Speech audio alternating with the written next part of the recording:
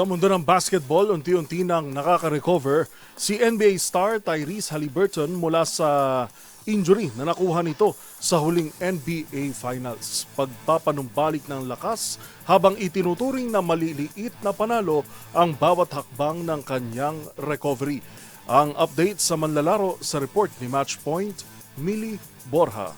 Kinumpirma ni Indiana Pacers star Tyrese Haliburton na unti-unti ang kanyang pagbangon mula sa Achilles injury na nakuha niya sa Game 7 ng NBA Finals laban sa Oklahoma City. Sa kanyang pro camp sa Westfield, Indiana, sinabi ng 25 anyos na guard na nakakalakad na siya ngayon gamit ang boot at malapit nang makabalik sa normal na ayos nito.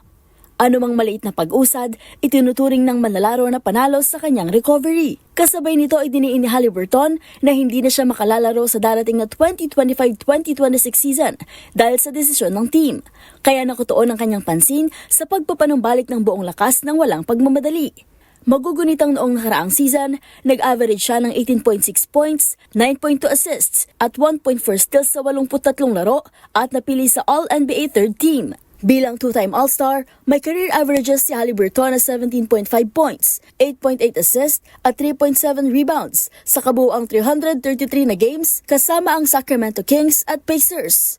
At siya ng mga latest updates sa mundo ng sports. Para sa MBC TV Network News, ito si Millie Borja ng DZRH TV, una sa Pilipinas, una sa Pilipino.